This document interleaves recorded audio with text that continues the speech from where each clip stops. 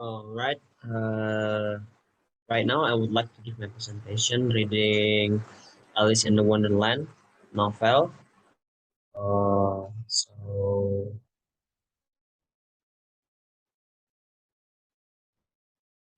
right, this is the novel I would like to write. Alice and Alice in Wonderland. So I have 12 here. Novels. This novel. So I would like to read each chapter of this novel. So Alice, Alice's uh, Adventures in Wonderland by Lewis Carroll.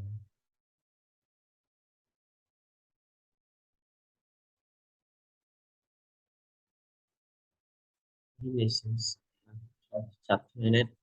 And the first chapter I would like to read is Down the Rabbit Hole. Chapter 1, Down the Rabbit Hole. Alice was beginning to get very tired of sitting by her sister on the bank and having nothing to do. Once or twice she has peeped to the book her sister was reading, but it had no pictures or conversations in it. And what the use of the book about Alice without pictures of or conversations?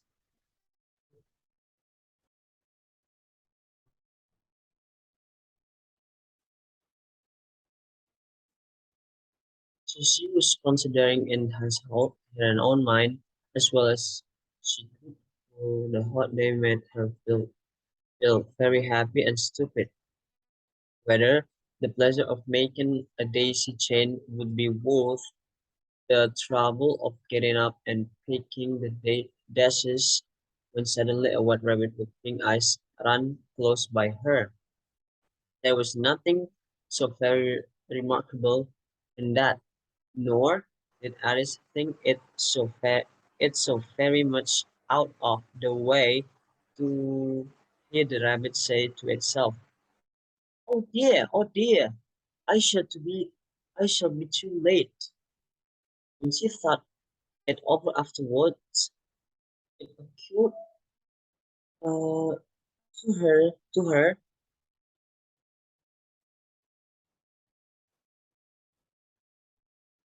it occurred to her that she ought to have wondered at this, but at the time it all seemed quite natural. But when the rabbit actually took a watch out of its coat pocket and looked at it and then hurried on, Alice started to her feet. It flashed across her mind that she had never before seen a rabbit with either his coat pocket or a watch to take out of it. And burning with curiosity, she went across the field after it and was just in time to see it pop down a large rabbit hole under the hedge. Another moment down, when Alice after it, never once considering how in the world she was to get out again. Rabbit hole went straight on light tunnel for some way and then dipped suddenly down. So suddenly that Alice had not a moment to think about stopping herself before she found herself falling down what seemed to be very deep well. Either the well was very deep, or she fell very slowly, for she had plenty of time as she went down to look about her and to wonder what was going to happen next. First, she tried to look down and make out what she was coming to, but it was too dark to see everything. Then she looked at the side of the well and noticed that they were filled with cupboards and bookshelves. Here and there were some maps and pictures hung upon pegs. She took down a jar from off the shelf as she passed. It was labeled orange marmalade, but big with disappointment that was empty. She did not like to drop the job for fear of killing somebody underneath, so managed to put it into one of the cupboards and she fell past it. Well, thought Alice to herself, after such fall as this, I shall think nothing about tumbling downstairs. How brave they all think me at home. Why?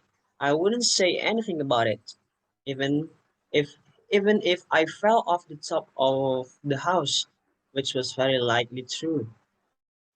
Down, down, down, with the fall never coming to an end. I wonder how many miles I've fallen by this time, she said aloud.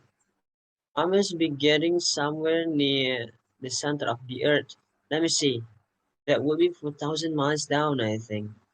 For you, or, you see, Alice had learned several things of this short her lessons in schoolroom, thought this was not very good opportunity for showing off her knowledge, as there was no one to listen to herself. Still, it was good practice to say it over. Yes, that's about the right distance, but then I wonder what latitude or longitude I've got to. Alice had no the slightest idea that latitude was, or longitude either, but she thought they were nice grants what to say. Presently, she began again. I wonder if I shall fall right through the earth. How funny it'll seem to come out among the people that walk with their hat downstairs. Downwards. The antipathies, I think, she was rather glad there was no one listening this time, as it didn't sound at all the right word. But I shall have to ask them what the same country is, you know. Please, ma'am, is this New Zealand or Australia? And she tried to stay as she spoke fancy, casting as she falling through the air. Do you think you could manage it? And what an ignorant girl, she'll think before asking. No, it never do. It never do to us. Perhaps I shall see it written up somewhere. Down, down, down. There was nothing else to do, so Allison began talking again. Dina, I miss F. I miss me very much tonight. I should think Dina was the cat. I hope they remember her saucer for milk at tea time. Dina, my dear, I wish you were down here with me. There are no mice in the air, I'm afraid, but she might catch a bat that's very like a mouse, you know. But look at it bats, I wonder. And here Alice began to get rather sleepy and went and saying to herself in a dreamy short way, "You cats eat bats, you cats eat bats, and sometimes do cat eat bats?" Or you see, as she couldn't answer the questions, it didn't much matter which way she put it. She felt that she was dozing off and had begun to dream that she was walking hand in hand with Tina. And was saying to her very honestly, "Now, Tina, tell me the truth. Did you ever eat a bat?" When suddenly thump, down she came upon a heaped sticks and dried leaves and falls over. All was over. Alice was not a bit hurt, and she jumped onto her feet in a moment. She looked up, but it was all drop of a hat before he was along long passage, and the white rabbit was still inside, hiding down it. There was not a moment to be lost. Away when Alice like the wind, and was just the time to say it. Was it turned a corner? Oh, my ears and whiskers! Oh, let it get in. She was close behind it when she turned the corner, but the rabbit was no longer to be seen. She found herself in a long, low hall, which was lit up by a row of lamps hanging from the roof. There were doors all around the hall, but they were all locked, and when Alice had been they on one side and up the other, trying to every door, she walked sadly down the middle, wondering how she was ever to get out again. When suddenly she came upon a little leg table, all made of the solid glass. There was nothing on it but a tiny golden key, and Alice's idea was that this might belong to one of the doors of the hall. But alas, either the lock were too large or the key was too small, but any rate it would not open any of them. However, on the second time around, she came upon a low curtain she had not noticed before, and behind it was a little door about 15-inch height. She tied the little golden key in the lock, and to her great delight, it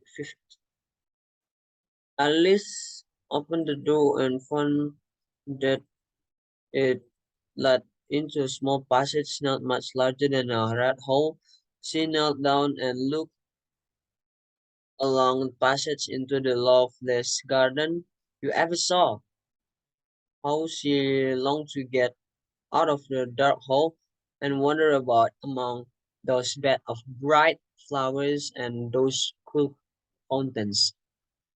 But she could not even get her head thought the doorway, and even if it would go through poor Alice, it would be of a very little use without my shoulders. Oh, I wish I could shut up like a telescope. I think I could if I only knew how to begin. Well, you see, so many of the way things had happened lately that Alice had begun to think that very few things indeed were really impossible.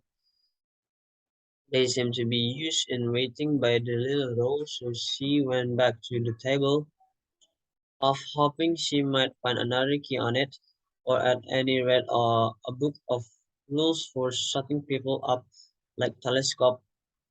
This time she found a little bottle, which certainly was not here before, said Alice, and tied round the neck of the bottle was paper labeled with words "Drink me." Grip print on it in large letter. Right?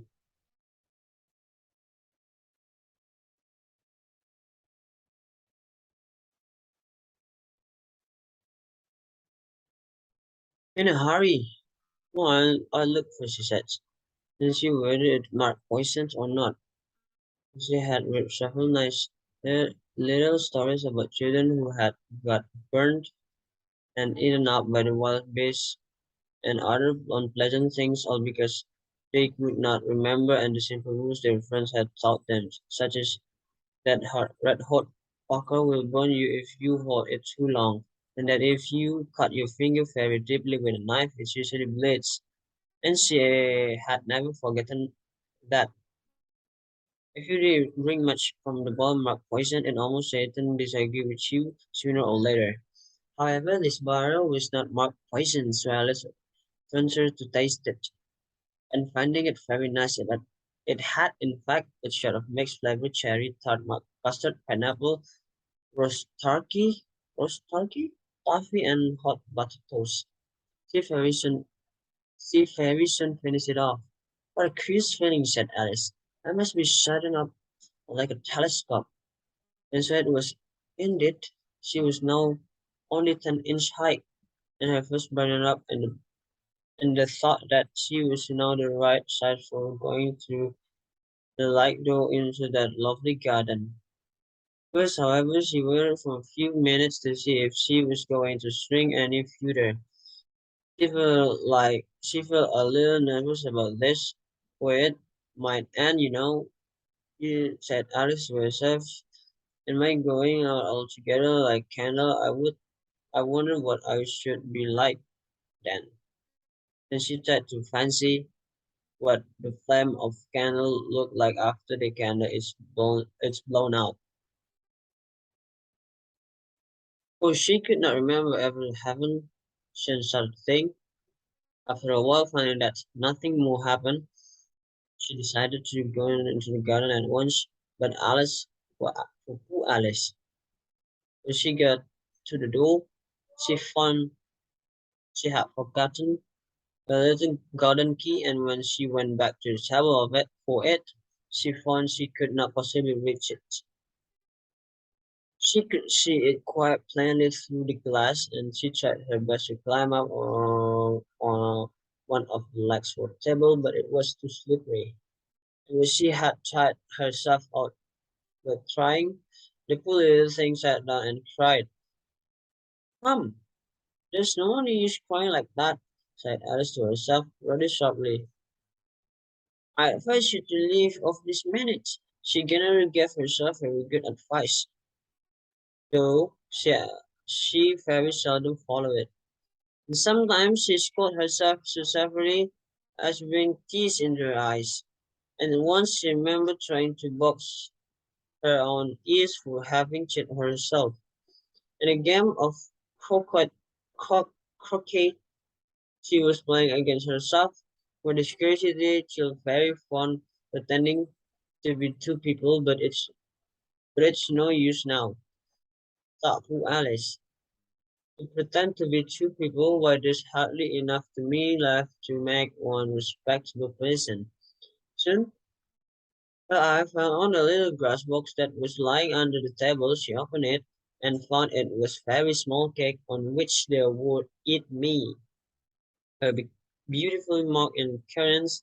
Well, I'll eat it, said Alice. And if it makes me grow larger, I can reach the key, and if it makes me grow smaller, I can creep under the door, so either way I'll get into the garden and I don't care which happen. She added up a little bit and said unconsciously to herself, which way, which way, holding her hand on the top of the head to feel which way it was growing. And she was quite surprised to find that she remained the same size. To be sure, this is what generally happens one when one ate cakes, but Alice had got so much into the way of expecting nothing but out of the way things to happen, that it seemed quite dull and stupid for life to go on in a common way. So she set to work and very soon finished off the cake. So that's all about chapter one. Thank you so much. Assalamualaikum warahmatullahi wabarakatuh.